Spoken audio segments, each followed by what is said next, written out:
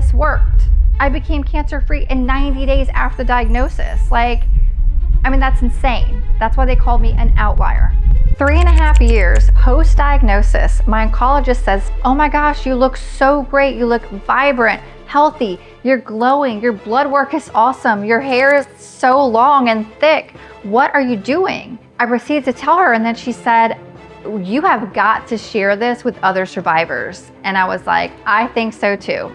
So join me today, and I'm gonna help educate you on how I did this. I'm gonna share with you what I've been doing to not just survive, but also to thrive. How is it that in the last 3 months, I've been told not only by functional medicine, also integrative medicine, oncology, endocrinology, they have all said to me, you look so healthy, you are glowing, your skin is vibrant, your hair is so long, your hair is so thick, your blood work's incredible. Whatever you're doing, you've got to keep going. What are you doing? What's helped me to not just survive, but also thrive for 3.5 years and counting, cancer-free. Here's the thing. When I was diagnosed with aggressive cancer, it was terrifying, obviously, very terrifying. But I'm going to share with you today how it is I've gone from that to so many doctors recently telling me that my blood work is optimal and I'm doing amazing and healthy, and that I need to share things with other people. I'm sharing all of that with you today. I know it might seem impossible, especially if you're just recently diagnosed, especially if you're in the throes of going through all the treatment. You're probably not feeling that great. But I am Stephanie, Relentless Sister in Pink, and I am here to help you today to not just survive, but also to thrive. I see you. I've been there too.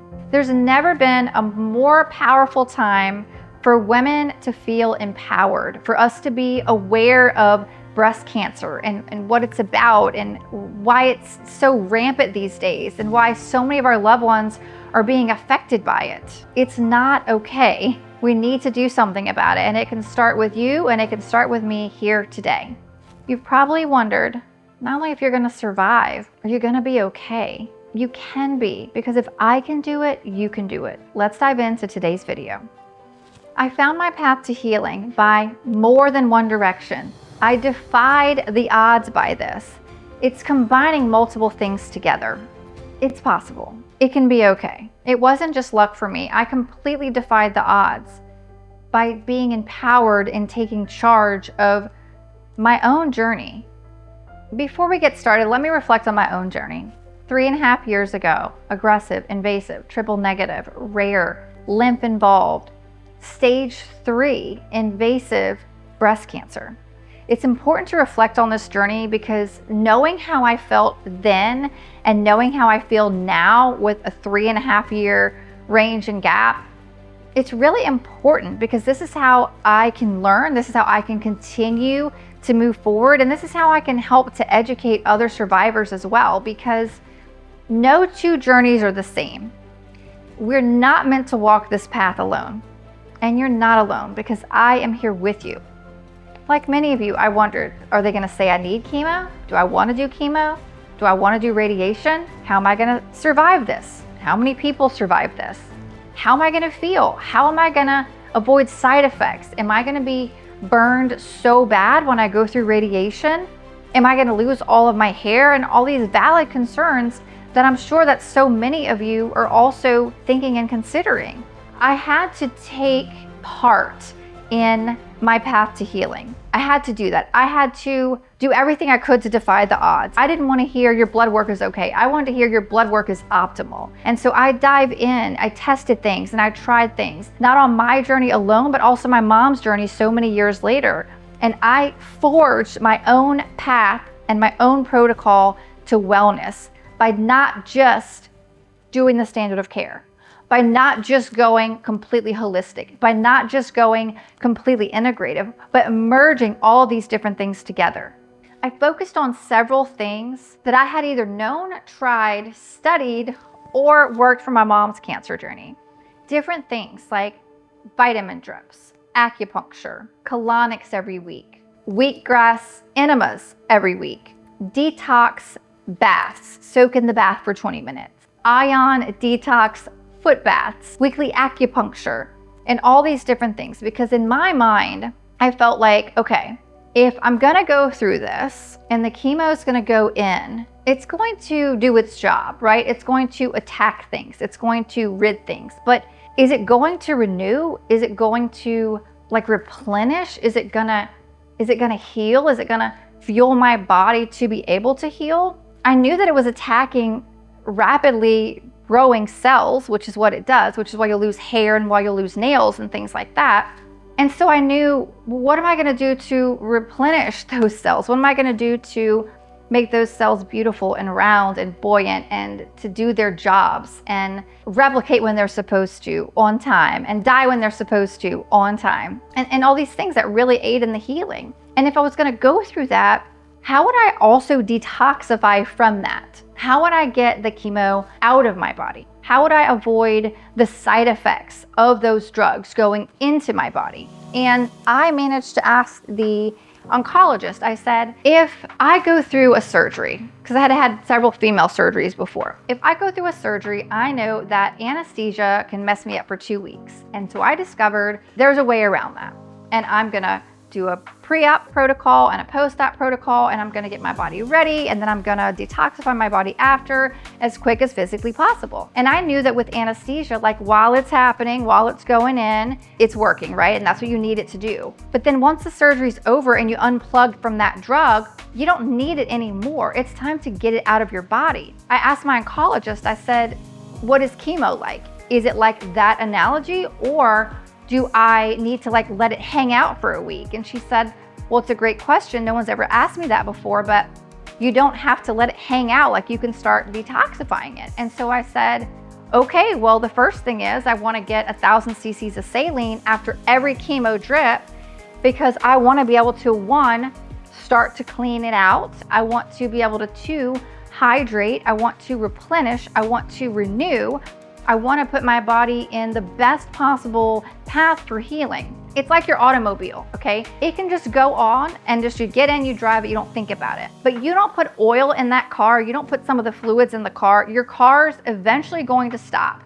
And it's eventually gonna break something else, and it's eventually not gonna work. To me, your body is just like that, and it's important to remember that. And so I needed to do things to rebuild. Saline was one thing. Vitamin drips would be another. Replenishing crucial minerals and vitamins. Nutrients through fruits and vegetables, things like juicing, things like fruit and vegetable smoothies to have the fiber versus juicing where you don't. And if I was gonna focus on getting it out, and replenishing, I'm thinking, well, then I'm gonna get weekly colonics. I've had colonics for years, gone to the same place. I know it's clean, I know it's safe. And I was like, I'm gonna do all these things and put all these things in, but if I'm not eliminating, then it's not helping me. I did weekly colonics. I did weekly wheatgrass enemas. And that was to clean out and to replenish. That's why I did the detox bath. That's why I did the ion foot bath, things like that. Obviously this worked. I became cancer-free in 90 days after the diagnosis. That's insane. That's why they called me an outlier. All the medical team, all the different doctors, all the different places, you're an outlier. And I'm like, but so many more of us can be this way. We need to talk about this. Obviously, you go through something like this. I know how you're feeling. You might feel defeated. You might feel angry.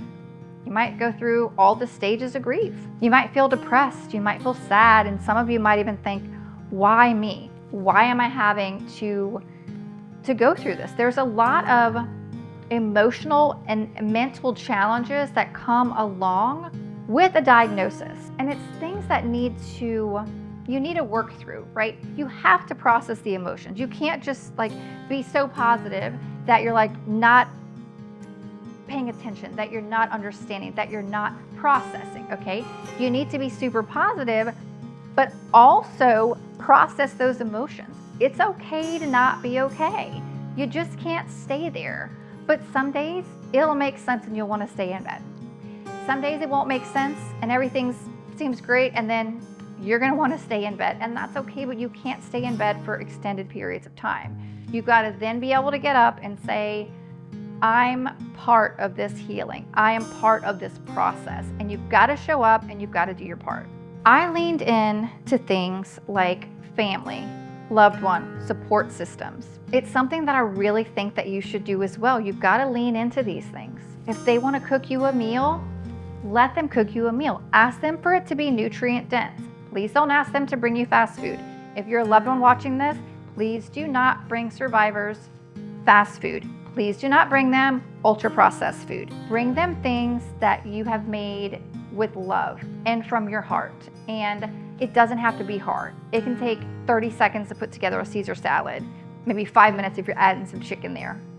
Allow those things. If someone texts you, like, feel the love that they're sending. Let it vibrate through your body. Let that be part of your healing. If someone sends you flowers, take those flowers so graciously. And every time you walk by them, just smell that, or look at the beautiful, vibrant colors and the miracle of life, even in the flowers that you have. Let that be a part of your healing. If someone wants to come over and watch your kids, if you have young kids, don't say, I'm fine, I got it. You don't got it. You're not fine. Take the babysitter. Take the help. Let the person drive someone, like a family member that you're responsible for, drive them where they need to go or something. I found that having loved ones take me to chemo, they did to every chemo, was the most beautiful thing I could have ever experienced, because we were together on the drive. For me, that was an hour each way. We were together over an hour, but we were together on the drive there, on the drive back. We were together the whole time. And it's amazing when you're going through that, they won't take the phone calls. They won't do the text messages.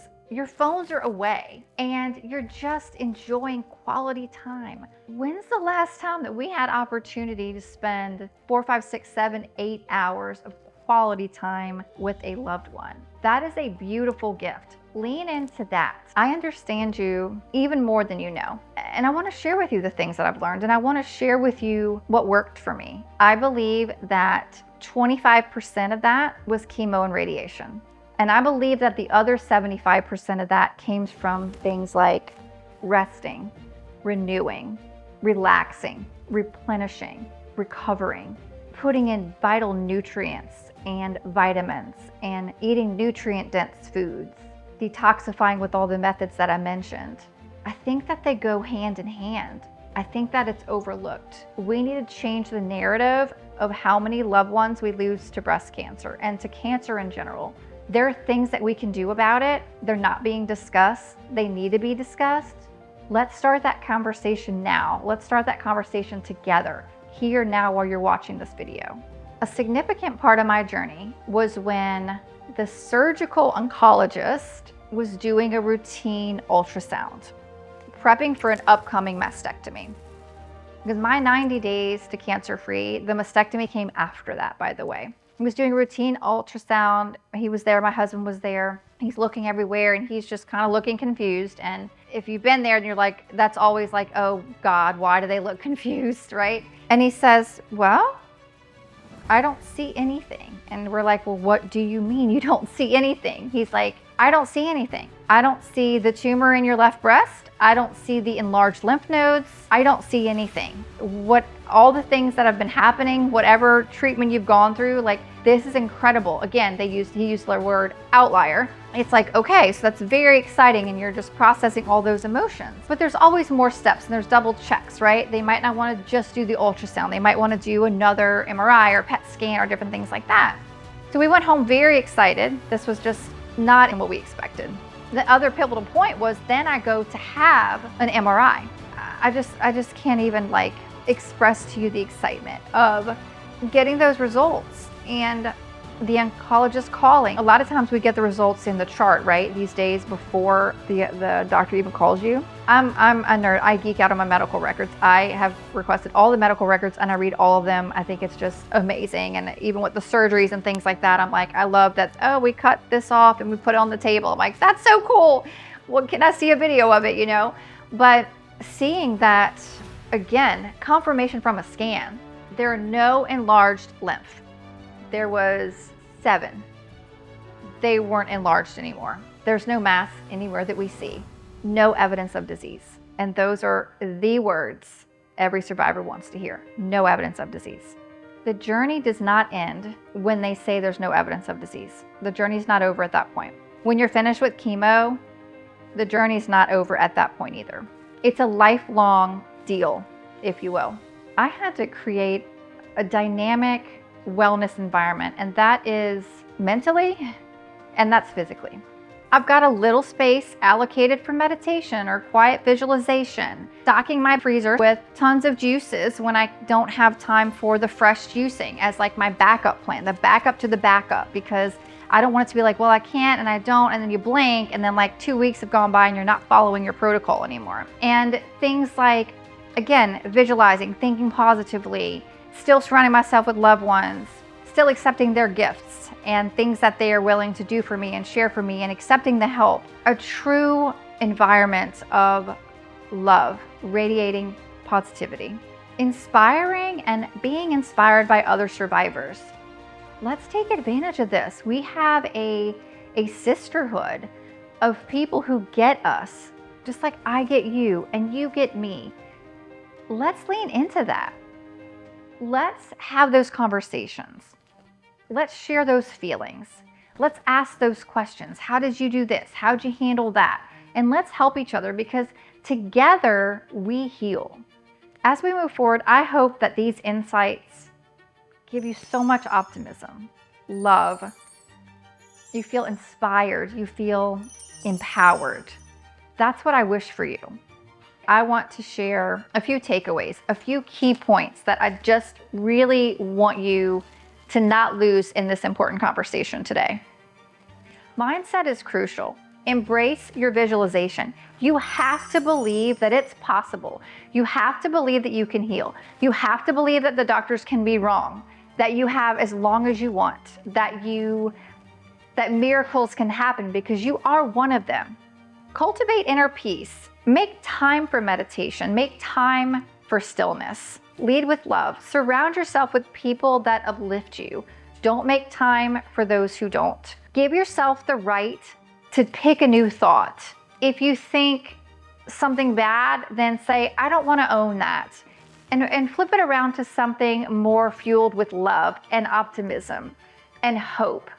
You have the right to do that. Focus on healing. Focus on all the things you have to do for recovery. Focus on all the things you need to do for the rest of your life, because like I said, this journey does not end at no evidence of disease. It does not end when chemo is over. It is a lifelong process. Thank you so much for joining me on this journey. If you feel called to do so, I ask you to join the community, share it with someone who might benefit from it. Let's start this conversation. I would love to hear your stories in the comments. Together we can rewrite the narrative. Remember, there is life beyond the diagnosis. Until next time, sending you so much love and light.